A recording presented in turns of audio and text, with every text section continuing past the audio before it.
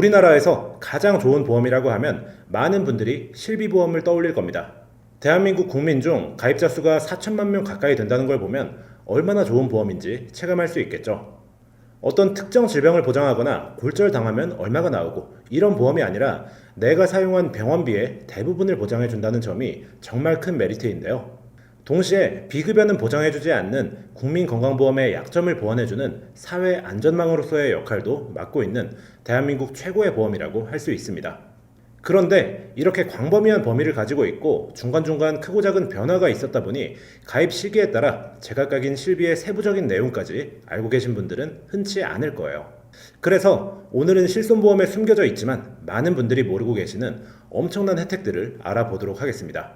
또 이 좋은 실비보험에도 주의해야 할 사항은 있으니까 끝까지 시청하셔서 남들보다 더 가치 있게 활용하시길 바랄게요.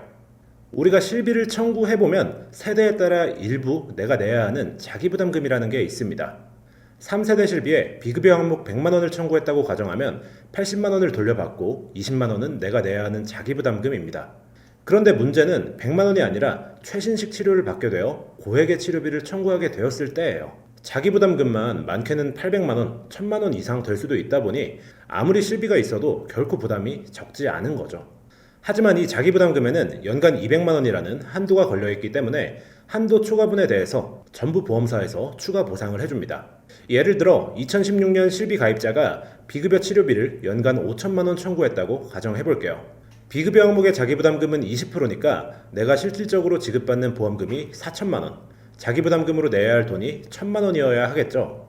하지만 실제로 지급되는 보험금은 4,800만원, 나는 200만원만 내면 됩니다. 연간 자기부담금 200만원 한도 덕분이죠. 실손보험 표준화가 이루어진 2009년 10월부터 현재 판매 중인 4세대 실비까지도 전부 해당되는 내용인데요. 단 21년 7월부터 현재까지 판매 중인 4세대 실비의 경우 비급여 치료에 대해서는 자기부담금 한도가 적용되지 않는다는 점 참고하고 들어주셔야 합니다.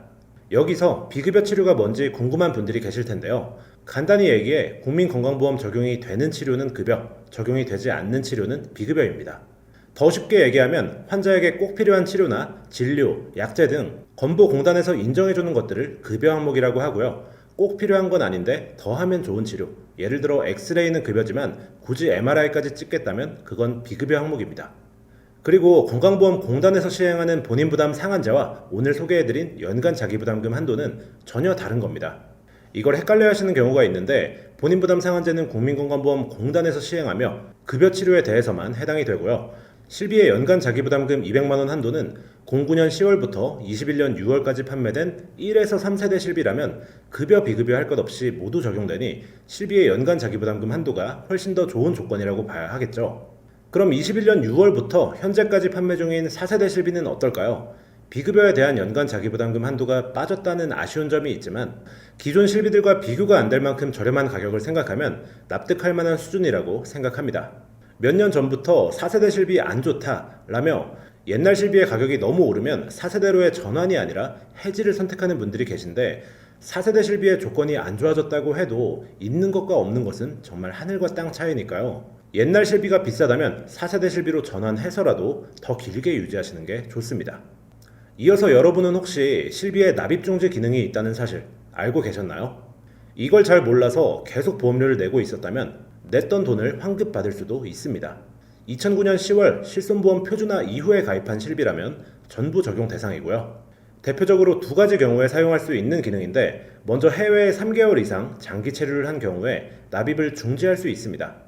우리가 해외 병원에서 사용한 비용까지 실비에서 돌려주진 않죠. 그런데 내가 1, 2년 유학을 간다거나 장기 출장, 여행 등으로 해외에 3개월 이상 머물게 됐다고 해도 실비를 해지했다가 다시 가입할 수는 없을 겁니다. 이렇게 보장받지도 않는 기간에 실비를 유지해야 한다면 그건 너무 불합리하겠죠. 만약 내가 해외에서 3개월 이상 체류를 하게 된다 라고 하면 내가 해외에 있던 기간 동안 냈던 실비보험료는 돌려받을 수도 있는데요. 체류 사실을 입증할 수 있는 서류, 출입국 사실 증명서 등을 발급받아서 보험사에 제출하면 그 기간 동안 납입했던 보험료를 환급해줍니다. 그리고 보험료를 냈다가 다시 돌려받는 게 번거로운 분들은 해외 실손보험을 가입했는지 확인해 보셔야 하는데요. 유학이나 장기 해외 출장 등으로 3개월 이상 해외에 체류하게 됐는데 해외 실손보험을 가입한 경우 보험료를 사후 환급받는 게 아니라 납입 중지 신청이 가능합니다. 그리고 해외 장기 체류 외에도 납입 정지를 할 수 있는 대표적인 상황이 한 가지 더 있죠. 회사 단체 실비 가입자분들의 경우 단체 실비가 있으니까 굳이 개인 실비를 가입하지 않는 분들도 많이 계셨어요. 이중 지출을 할 이유가 없다는 거죠. 하지만 퇴사를 하게 됐다거나 은퇴 이후에는 개인 실비를 알아보게 되는데요. 이때 병력이나 나이 때문에 실비보험 가입이 힘든 경우가 있습니다. 정말 한순간 낙동강 오리알이 되어버리는 거죠. 이런 일이 있다 보니 단체 실비가 있어도 개인 실비를 함께 가입해놓고 단체 실비는 회사가 내주고 내 실비는 내가 내고 이런 분들이 정말 많습니다. 그런데 이럴 땐 납입 중지를 시켜놨다가 퇴사를 하는 등 내가 필요한 시점에 다시 재개를 시키면 되는데요. 22년까지는 내 개인 실비만 중지를 시킬 수 있어서 꼭 단체 실비로 보장을 받아야 했지만 23년부터는 반대로 단체 실비를 중지시키는 것도 가능해졌습니다. 회사에서 지불해주던 단체 실비 비용이 나에게 환급되는 거예요. 그리고 과거에는 단체 실비를 다시 살리는 경우에 문제가 한 가지 있었습니다. 바로 옛날 실비를 가입했더라도 실비보험을 살리는 시점이 되면 현재 판매 중인 실비로만 살려낼 수가 있던 건데요. 하지만 이런 불편함 역시 23년부터는 전부 해결됐고 예전 실비 그대로 살려낼 수 있다고 하니 단점은 전부 사라지고 어마어마한 기능이 생긴 거라고 볼 수 있는 거예요. 이렇게 납입 중지가 가능한데도 어떤 분들은 저는 그냥 두 개 다 유지하고 두 곳에서 보장받을 거예요. 이런 말씀을 하시기도 합니다. 이게 합리적인 생각일 수도 있어요. 제일 좋은 보험인 실비인데 이걸 두 개나 가지고 있을 수 있다니. 하지만 예를 한번 들어볼게요. 내가 치료하고 청구한 돈이 100만 원이라면 두 실비에서 100만 원, 100만 원 이렇게 200만 원을 보장받을 수 있을 것 같지만 실비보험은 실제 손해본 금액에 비례하게 보상을 하기 때문에 두 보험사에서 각각 50만 원을 지급받게 되는 거예요. 물론 실제로 청구했을 땐 청구 금액에 따라 자기부담금이 좀 상쇄되는 등의 효과가 있을 수 있지만 이 정도 이점 때문에 보험료를 2배로 낼 필요는 없어 보입니다. 이런 분들을 위해 나온 게 납입 중지 제도니까 잘 활용하셔서 이직이나 퇴직 등으로 단체 실비를 유지할 수 없는 상황이 왔을 때 대비하시면 좋을 것 같습니다. 그리고 단체 실비는 있지만 주기적으로 치료를 받거나 병력으로 인해 개인 실비 가입이 제한되는 분들도 정말 많습니다. 이런 경우에 그냥 퇴직을 해버리면 실비 가입할 기회가 거의 없어지는 거나 마찬가지예요. 반드시 퇴직하시기 전에 단체 실비를 개인 실비로 전환하셔야 합니다. 5년간 청구 금액이 200만 원 이하거나 중증 질환이 없는 분들만 가능한 전환 제도긴 하지만 사소한 감기나 눈병에도 가입이 힘들어지는 개인 실비보단 훨씬 완화된 심사 조건이니까요. 이런 전환 제도 역시 잘 활용하시면 좋을 것 같습니다. 이어서 제가 여러분들께 질문을 하나 드려보겠습니다. 보험 설계사인 제가 병원에 다녀오면 보험금 청구를 언제 할 것 같으신가요? 지금 병원비를 썼는데 바로 하는 게 좋지 않나요? 하시는 분들도 계시겠지만 저는 절대 바로 청구하지 않습니다. 가장 큰 이유를 말씀드리면 보험금 청구 시에 작성하는 청구서, 여기에 우리 이름이나 주민번호, 주소 등 개인정보가 전부 들어가게 되죠. 청구를 하지 않았다면 개인정보인 병원 기록을 보험사에서 마음대로 열람할 수 없지만 보험금 청구 이력은 ICPS라는 보험 신용정보 종합 시스템에 남게 됩니다. 그리고 손해보험 사건, 생명보험 사건 할 것 없이 이 청구 이력을 전부 조회할 수 있는 거죠. 내가 만약 최근 몇 년간 병원을 좀 자잘하게 많이 다녀서 보험금 청구 횟수가 많았다. 이럴 땐 보험가입 심사를 받게 된다면 청구 이력이 다수 남아 있을 거고 보험사 입장에서는 손해볼 확률이 높다고 생각하여 심사에서 불리하게 작용할 가능성이 있습니다. 고지사항에 해당하지 않는데도 청구 이력 때문에 부담부를 받게 되는 경우도 흔하고요. 어떤 특약을 넣고 싶어도 제외하라는 심사 결과가 나올 수도 있습니다. 게다가 실제로는 단순한 급성 위염이었는데 위궤양이나 더 중증의 소화기계 질환으로 질병 코드가 올라가는 경우도 있어요. 청구만 안 했어도 고지 대상이 아니어서 저렴한 보험을 손쉽게 가입할 수 있었는데 부담보나 심사 연기, 가입 거절 등의 불이익을 받을 수 있는 겁니다. 우리가 보험금 청구를 할 수 있는 기간은 지급 사유가 발생한 날로부터 3년인데요. 서류만 준비해 둔다면 1년 전 치료든 2년 전 치료든 청구를 할 수 있습니다. 이 질문지는 우리가 보험 가입을 할 때 의무적으로 보험사에 알려야 하는 고지사항들인데요. 이 고지사항을 헷갈려하는 분들이 계셔서 조금 구체적으로 말씀을 드려볼게요. 3개월 내 진단이나 질병 의심 소견, 치료, 약 처방이 있는지를 묻고요. 1년 이내 추가 검사, 재검사 이력이 있는지를 묻습니다. 마지막으로 5년 내에는 보는 게 좀 많은데 입원이나 수술, 계속하여 7일 이상 치료, 30일 이상 약 처방이나 중대질병 진단 치료 이력, 여기까지가 보험사에 반드시 사실대로 알려야 하는 고지 의무사항들인데요. 이 고지사항을 위반했을 경우 보험금 지급이 거절되거나 보험이 강제 해지될 수도 있어요. 그런데 만약 내가 보험 가입을 하려고 이 고지사항을 체크해 봤더니 나는 2년 전에 검사를 몇 번 받긴 했는데 1년 이내엔 없으니까 해당이 안 되고, 6개월 전에 약을 2주치 정도 처방받았으니까 3개월 내 치료에도 해당 안 되고, 5년 내 30일치 이상 약 복용에도 해당하지 않죠. 그런데 보험사에서 가입 거절 혹은 재심사 통보가 날라옵니다. 내가 청구한 이력이 줘야 되니까 해당 병력에 대한 자세한 정보를 요구하거나 질병 코드가 인수 기준에서 벗어난다면 거절이 될 수도 있습니다.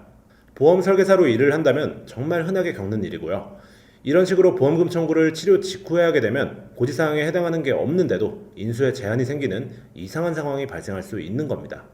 때문에 나는 이제 평생 보험 가입을 하지 않을 거다, 보험 가입을 다 완료해놨다, 이런 분들이 아니라면 청구를 미루거나 하지 않으시는 게 오히려 득이 될 수도 있습니다. 그런데 언제까지 무작정 기다릴 수만은 없는 거고, 보험금 청구를 언제 어떻게 하는 게 현명한 걸까요? 정답은 정말 쉽습니다. 아까 315 고지사항을 다시 한번 살펴볼게요. 편하게 해당되는 항목을 보시면 됩니다. 만약 내가 치료받을 때 입원 또는 수술을 했다면 3번 5년 내 알릴 의무에 해당됩니다.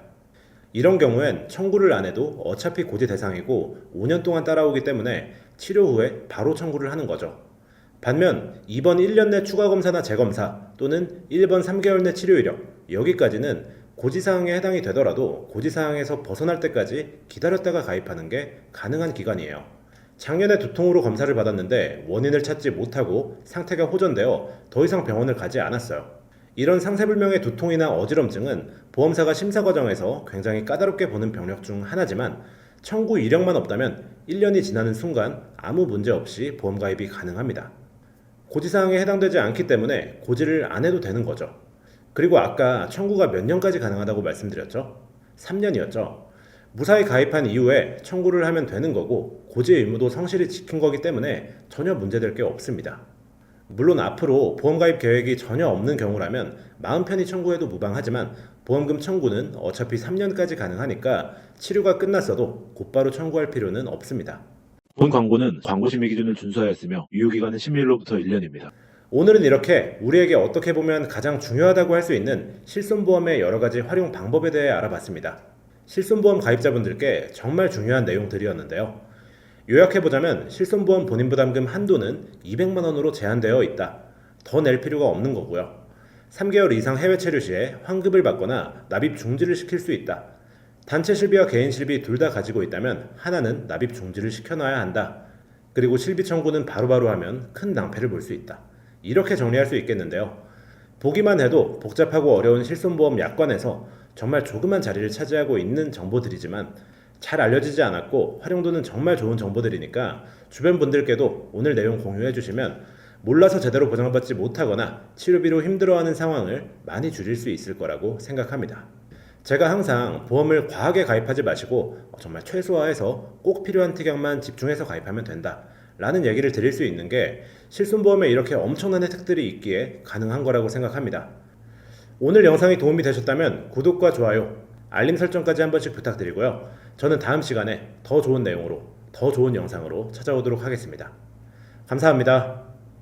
본 광고는 광고심의 기준을 준수하였으며 유효기간은 10일로부터 1년입니다.